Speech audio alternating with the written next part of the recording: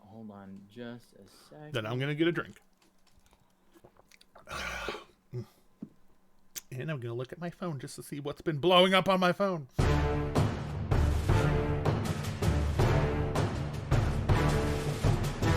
It'll be fine. Hey. Howdy. Hi. How's it going? My name is Mason. And I, as often, am Jeremy. And this is Once Upon a D20's Beginner's Course on Dungeoneering. Welcome back for yet another episode. Last time we made a fighter with you guys, and I'm speaking for myself here, though I'm fairly certain I can say that both of us felt this way. It was great. We had a hoot. We really enjoyed it, you guys. So much fun. It was a ton of fun, and we hope it was useful. We hope it was enjoyable. We hope you liked it. This time, we are going to be making a rogue for you guys, which is yet another of the just classic D&D archetypes. Let's get started, shall we? All right, bringing back up that D&D Beyond. Let's go to tools like we did before, character builder. Like we said before, we're not going to show the help text because we're going to walk you through it. Let's pop it up. Now, last time you saw me pick a name first. Something that I want to show you guys is when we go over to race. Now, because we're making an archetypal rogue thief, we're going to be going through and we're going to start with a lot of people's favorite thief, the halfling, known as Bilbo Baggins. But we're not going to name him Bilbo. But we are going to take Lightfoot Halfling, because that's the free one. And that gives you quite a number of options. With Lightfoot Halfling, while humans get +1 to all of their stats, Lightfoot Halflings get a +2 to dexterity. They also have the lucky trait. Halflings have kind of this innate luckiness within them. So when you roll a 1 on the d20 for an attack roll, ability check, or saving throw, you can re-roll and must use the new roll. So it's really hard to get what we in the business call a critical failure as a halfling. Also, all halflings are brave, and as a result of this, you have advantage on saving throws against being frightened. Think about Bilbo staring down Smaug, kind of how this is. We've also got halfling nimbleness. Halflings are small, and as a result of this, can move through the space of any creature that is larger than them. So, you know, halflings kind of crawling beneath the seats of the humans as they sit around the table, sneaking through. Also, because we are a Lightfoot halfling, we do also get naturally stealthy. You can attempt to hide even when you are obscured only by a creature that is at least one size larger than you. So you can hide behind your human fighter friend that we made last time. One of the things that we want to hit on as well is that halflings are what are called small creatures. There are different size categories between tiny, small, medium, large, huge, and gargantuan. That is the gamut that the game deals with. We're not going to deal with all of that today, just letting you know small creatures like the halfling have a certain extra ability to hide because they are small. Yeah, as opposed to humans who are medium, right? Okay, so now that we've picked halfling, let's go ahead and go back to home and highlight this feature that Jared was talking about earlier. Now, when you randomize the name now, you saw before it was giving you one name at a time when I was randomizing it, and then I cut one, and then I randomized another one, and, you know, we put Goteg and Buckhart there at the end. Buckhart. Whichever one he was. We only made him like 20 minutes ago. It's fine. But right here, first random name, Phelan Bigheart. That sounds like a halfling to me. That's a beautiful halfling name. So now we have our halfling thievy boy or thievy girls. Let's go with the thievy girl this time. I like it. Sounds good to me. So next up is class. As we've talked about before with hit dice, you start with a D8 hit die, which I don't know if we talked about it before, but when you start your level 1 character, that is a maximum die. It gives you 8 plus your Constitution modifier. We'll get to that soon. Your primary ability score obviously is Dexterity, those nimble fingers, those sneaky toes. And then your proficient saves are Dexterity and Intelligence. Because a fair amount of rogues have to be smart. Otherwise, what would they know what to steal and what not to steal? You know? Precisely. Sneal. At level 1, we have quite a fair amount of things to choose as a rogue, right? We have our proficiencies here. We have our hit points. We also have expertise and sneak attack and thieves' cant. Just a whole host of things right here. Before we get into those, just like we did last time, let's go ahead and kind of fast forward a little bit, step forward a little bit, and go into our abilities and descriptions to kind of give some inspiration for these decisions. All right, so we're starting out those rolls. We've got an 11, a 13, 11, Wow. 8, Oh. and 16. Okay, not all garbage or subpar, Nor but mediocre. yeah, it's you've got one good one bad one, and the other 4 are kind of middling. Yeah. So this is one of the reasons we go for that second set of rolls. All right, start strong with a 16. We've got a 13. All right, we're already on the same path. Oh, 2 16s. That's good. 9. Okay, we can live with a single low one. 12. Oh, this one actually might be good. All right, so we have 2 16s, 2 13s, a 12, and a 9. I think we've settled on what we've got. We need to assign. Oh. So take us back. We need to assign. Fool of a took that I am. So obviously one of these 16s is going into dexterity because we are a thievy girl in this instance.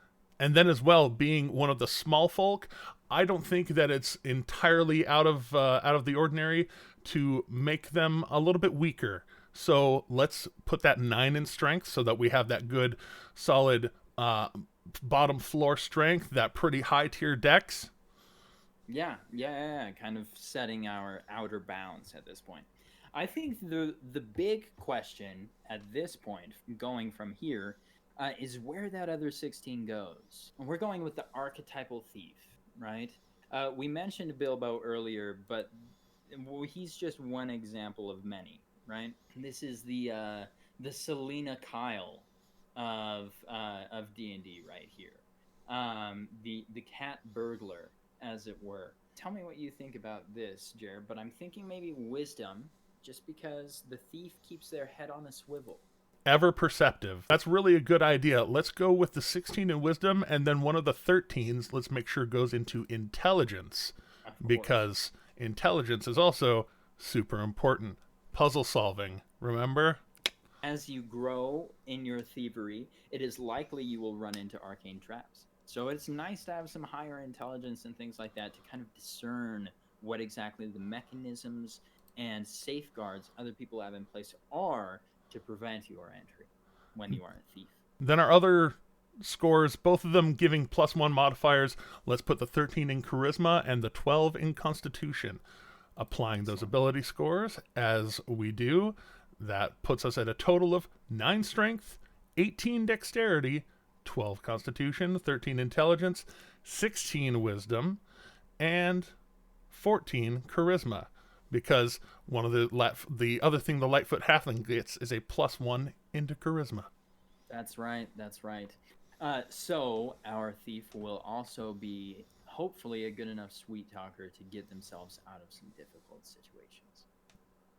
Now we press forward into that loveliest of sections, the description tab of the character builder, in which we will decide what our background is. This one is a little tough, just because there are a lot of tasty options for the archetypal rogue, right? We've got the urchin background.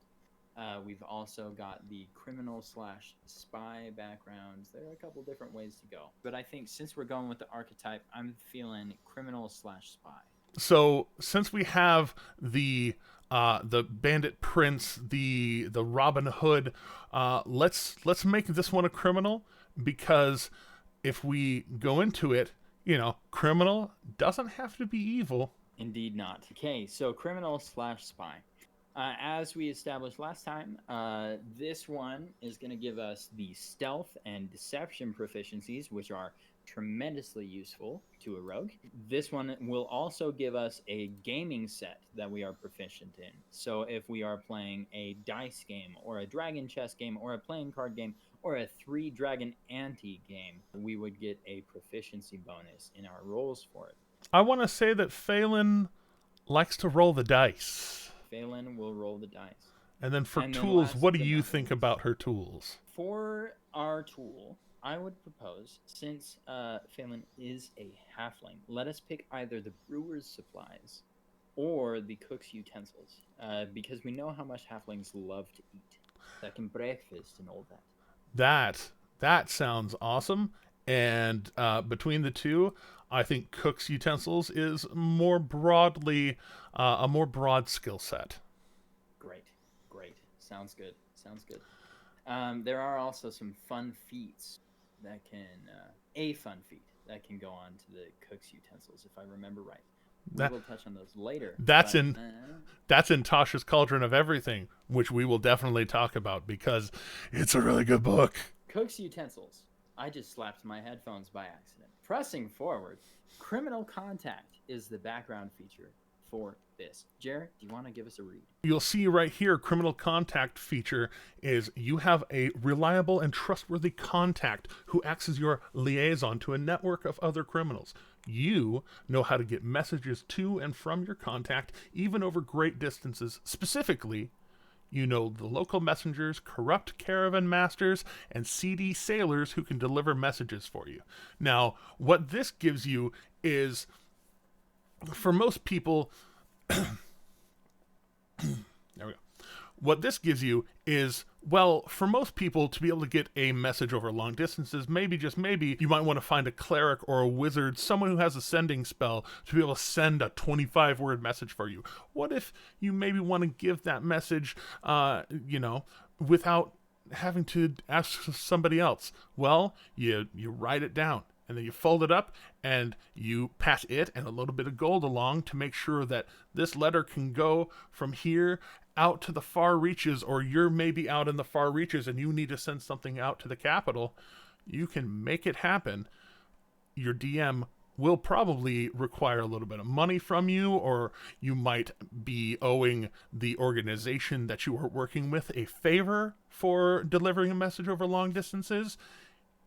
One of the things, like we talked about before, the descriptions give both you and your DM food to feed your character, to work with your character and make a better, more interesting story. Yeah. And lest anyone watching this thinks now, I don't need sending anymore. Do take into account that there's no guarantee that this will reach them tomorrow, right? There are still very useful usages of this spell. But this gives you a cool ability that no one else has. Where you are sacrificing time, you can fit more information, and perhaps, depending on your intelligence, you can try and code the information that you're using. We're going to talk about Thieves' Cant in a little bit, where you can write your message in a longer format to encode your words. But we're getting ahead of ourselves. Next, let's move on to the traits, the ideals, the bonds, and the flaws of a criminal. Indeed. Personality traits. Picking 2. Let's see here.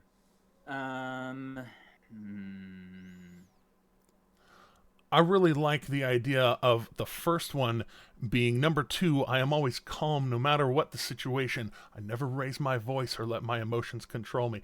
You mentioned Selena Kyle before. For the most part, Selena Kyle doesn't raise her voice. She doesn't make a lot of noise. She's a cat. She's quiet. She's reserved. She's, respectful until she steals that big diamond out from right behind you while you're looking over to the left. Absolutely. I'm also thinking Because so we've got our bandit prince that we established last time, right? And from the sound of it, he's probably a pretty emotional individual. Um, so maybe this character here, our rogue, our thievy halfling girl with the sneaky toes, is a little bit of a counterbalance, right? The reason, the ever caring, ever loving person at the side advising kind of the bandit prince. I don't The know. vizier. The vizier. She doesn't have to be. She doesn't have to be. I'm just, this is what we do while we're building characters. We play with what these things mean. With that in mind, though, I do also love number 4, right? I would rather make a new friend than a new enemy. I feel like that kind of fits in with number 2 a little bit, the social maneuvering aspect of the thief. That's going to Uh, give that's going to give us a little bit of fodder when we go back to the 4 proficient skills that you get to choose just for being a rogue. Keep that in mind for a few minutes. Absolutely, absolutely. On to ideals. Jer, what do you think about these ones? Down here in ideals, I would definitely we want somebody who's going to complement the other people in the party. So I would say somewhere between good and chaotic. Right now, since we're going that Robin Hood archetype, I want to take us down to number 3, charity. I steal from the wealthy so that I can help people in need. Absolutely, absolutely. Also, just as an FYI, very frequently when you guys are making your characters, you will not have party characters to refer to, right? Maybe you won't know what everyone else is thinking or things like that. Right now, we're definitely kind of synergizing this party, kind of making a little bit of a cast of characters that bounce off of each other, which I think personally is really rewarding for all players when it's happening. But sometimes it'll just be you making your character. You show up with your character probably more often than not, just as an FYI That when sort you're of making your characters. that sort of thing can also be I used a term last time, liquid. You can have these things in mind, and then when you get to the table, you hear about somebody else's ideas, and you're like, you just kind of look over, and you're like, hey, what if we were friends? What if we're traveling together? Like, you can do those things on the fly at the table, making things up. This whole idea, make the Absolutely, story better. absolutely. Yeah, yeah, yeah. I'm actually going to be playing in a game later today as a player, which is fun because often when I get to play, I'm running these games.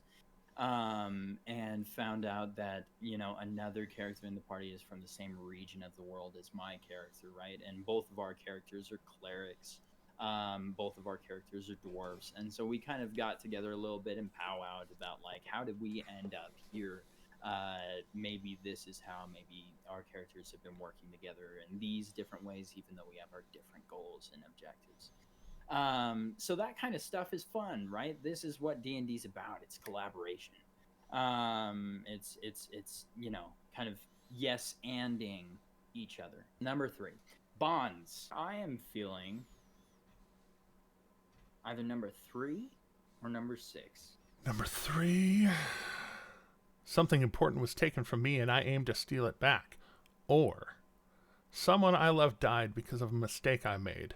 That will never happen again. That right there says to me someone who is calm, focused, on the task at hand, objective oriented, driven. I like it.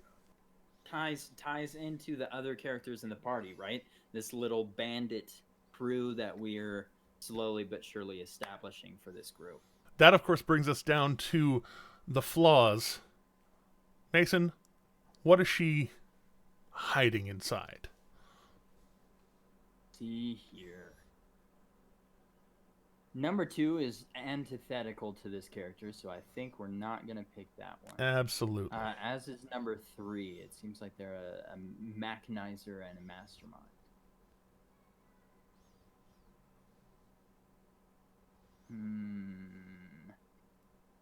Given the options before us, I feel like it's either 1 or 6 again. 1 or 6. Let's. I mean, we're kind of giving Phelan that kind of Catwomanly feeling. So when she sees something valuable, all she can think about is how to steal it. She doesn't have to act on it, but having that itching at the back of her mind constantly, that gives you something to do basically in any room you walk into. That's for sure. Absolutely. Absolutely. Okay, so now we have our ideals, our traits, our bonds, and our flaws. With all of this being what it is, probably we've got another chaotic neutral or chaotic good character before us. Um, let's go ahead and skip on back to the class and figure out our proficiencies and our expertise. Skipping back to the class, you'll notice that right now her maximum hit points are single digit, real low. That's okay. That's not what a rogue is for. Rogues aren't for frontlining. They're for trying to stay out of the fight, maybe run in, run out, or take things from a distance. And there are some abilities that this class will get in levels before level 5 that make it easier for them to run in and run out than any other class in the game.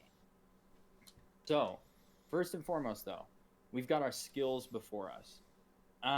Because we picked Criminal and Spy, 2 of the skills on the Rogue list are already taken, namely Deception and Stealth. We already have those. We don't need to get them again.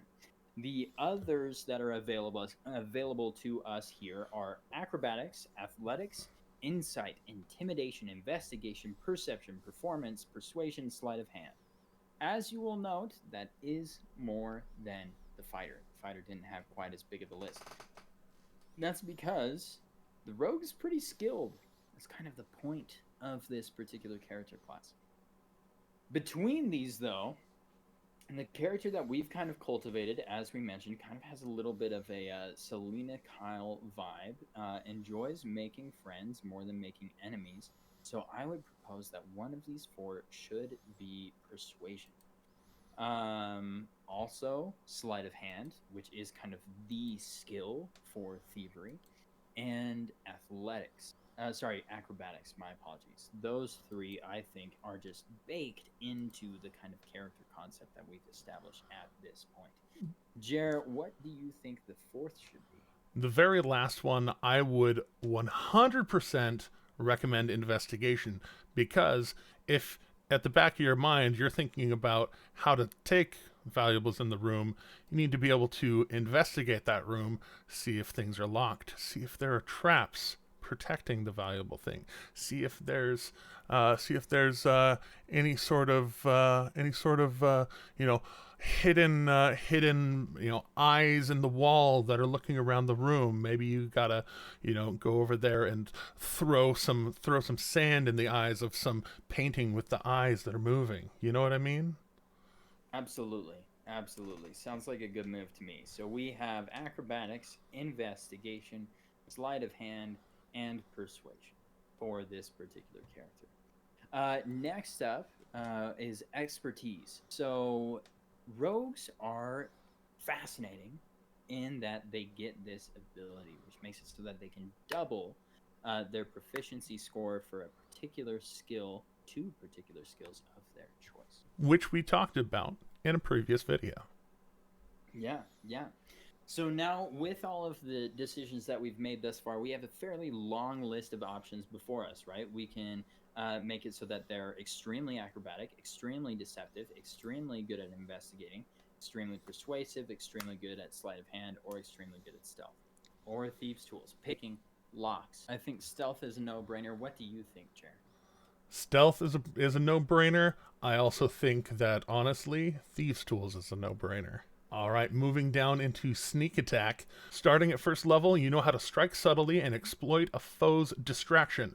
Once per turn, you can deal extra damage to one creature you hit with an attack if you have advantage on the attack, or, and it has an or later on, if you have one of your friends, or more particularly one of its enemies, within 5 feet of it, so that your opponent is either distracted or you have got them in a way they aren't able to repel your attack nearly as easily. The restriction on this is, of course, you can't have disadvantage on the attack, and the weapon you're using has to be either finesse or ranged. So a finesse weapon is one that you can use with either your strength or your dexterity. And then, of course, a ranged weapon, things like crossbows, regular bows, darts, things that you do from a distance. This is the bread and butter of the rogue, right? The rogue will not get the extra attack on its own like the fighter has, but the rogue is the master of making the attack count.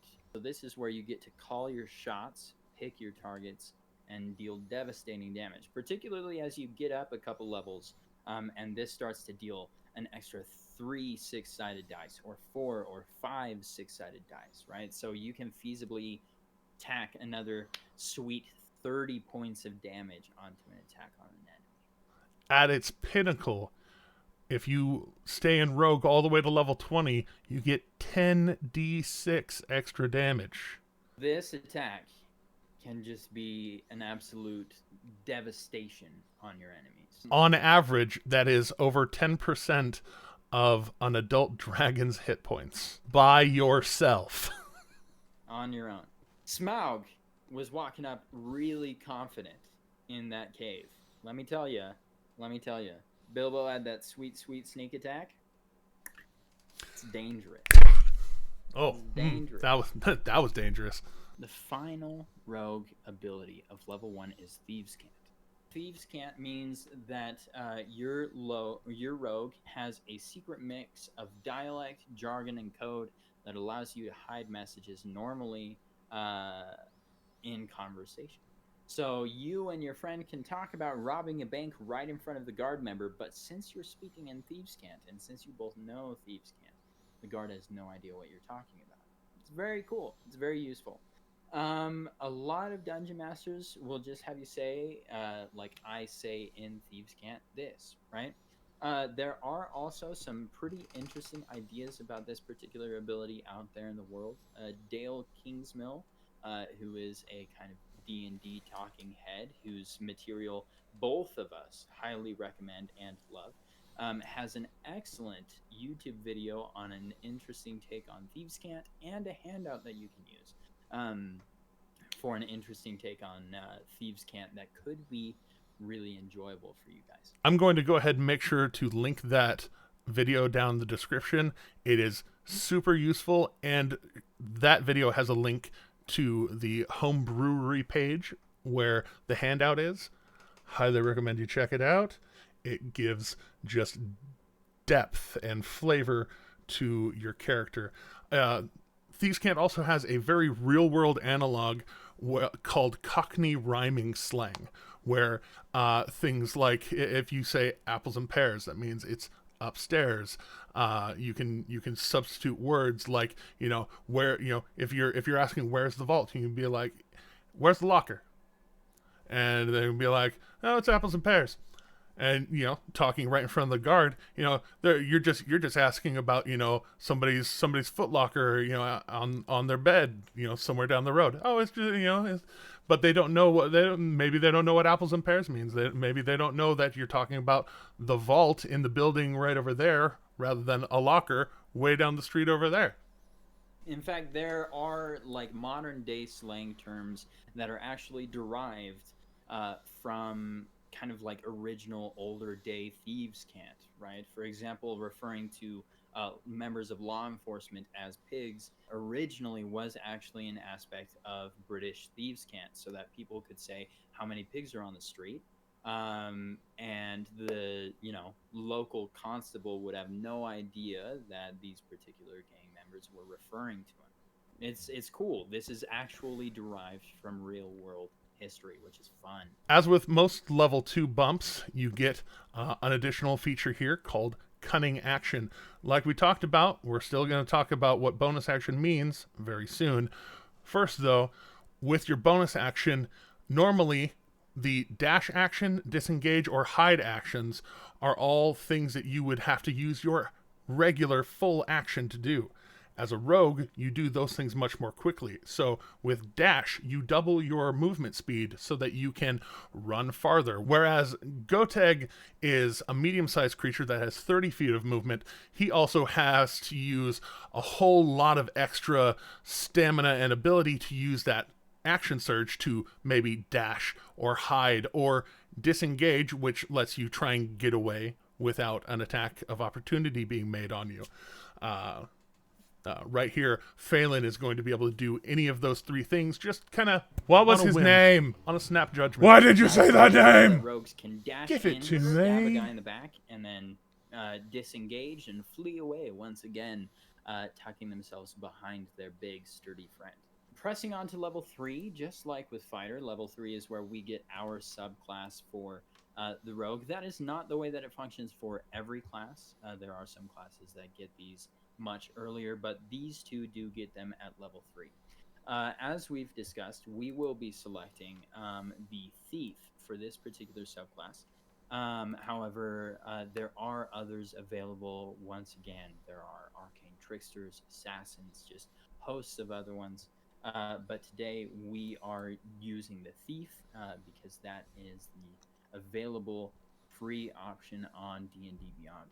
At 3rd level, the Thief gets Fast Hands and Second Story Work. Fast Hands makes it so that at 3rd level you can use a bonus action, specifically you can use your Cunning Action to make a sleight of hand check to try and pick someone's pocket. You can also use it to use your Thieves' Tools to disarm a track or open a lock, or you can use your bonus action to use the use an object action. So this basically makes it so that your Cunning Action's capacity is expanded a lot more, right? Whereas you can just dash, disengage, or hide using the usual Cunning Action. Now you can also steal from someone using your Cunning Action. You can also disarm a trap or lock, or you can really quick down a potion or give someone else a potion, or use an object in some other fashion, which usually would take most people's actions, right? Secondly, you've got Second Story Work, which is that classic cat burglar flavor. When you choose this archetype at 3rd level, you gain the ability to climb faster than normal. Climbing no longer costs you extra movement. So whereas most people have to kind of it's like 5-10 for 1 hex of movement up, it's much more of a struggle. Your character is nimble and quick, scaling walls and flipping up fire escapes like a frickin' cat woman. Also, when you make the running jump, the distance you cover increases by a number of feet equal to your dexterity modifier. So your character also has a longer jump to bridge greater distances. This effectively makes it so that your character can really and truly be that cat burglar that we've spoken about. Moving up to level 4, as with all classes, you get the ability score improvement feature. We are going to play into Phelan's strengths and go ahead and give her, let's up that dexterity modifier twice, where she had an 18 before, now she has a 20, the pinnacle of mortal dexterity. None will be able to fire a bow or tippy the toe quite as well as Phelan. That also lets her pop locks easier, steal from people's pockets easier, all the nimble acrobatic feats of, running along a narrow beam or what have you, keeping her balance like a cat. Last but not least, at level 5, we have a very cool ability from the Rogue, which yet again helps with kind of that low hit point level that we talked about earlier, the sweet, sweet uncanny dodge. Starting at 5th level, when an attacker that you can see hits you with an attack, you can use your reaction to halve the attack's damage against you. Let's say that our sweet Phelan is engaged in battle with our analog of the Sheriff of Nottingham, since we're really just kind of leaning into this bandit situation, right? Sheriff of Nottingham hits Phelan 3 separate times, once for 11 damage, once for 6 damage, and once for, we'll go ahead and say 12 damage, right? Phelan can go ahead and kind of outside of her turn, use her reaction to say, hey, I am going to go ahead and make that 12 a 6, and significantly lower one of those attacks made against her. Whereas right now she is at 33 hit points. The value of those 6 hit points can be enormous. Or say he's able to attack a couple of times and he maybe whiffs with one of them, but then gets a critical hit on the second one. All of a sudden you're like, ooh, deflect just a little bit, dodge a little. It hurt, but it didn't hurt quite that much. It improves the survivability of your rogue enormously. And as far as sacrificing the ability to make an extra attack to be able to survive longer, I think it's a pretty good trade. So for your equipment, you're going to want to run down. Let's give Phelan a short sword rather than a rapier because she's kind of small. That'll also help us. Let's get a short bow for her and a quiver of 20 arrows. A burglar's pack because she's a little more thievery. And she's automatically going to start with leather armor, 2 daggers, and thieves' tools. With her criminal equipment, a crowbar, some dark clothes, and a pouch containing 15 gold, a little bit more than her folk hero counterpart. But that really is it. That gives us the full range of who Phelan is, and we appreciate y'all sitting through this with us. Thanks so much for joining us, gang. As always, keep going. And watch out for dragons out there.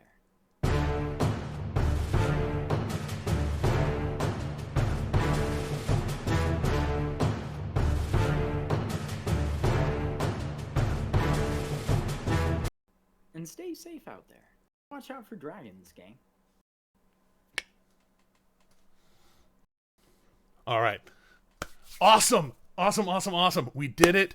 High five. Enjoy your game. Will do. Good, sir. Will do. Thanks so much. And yeah, we did great today.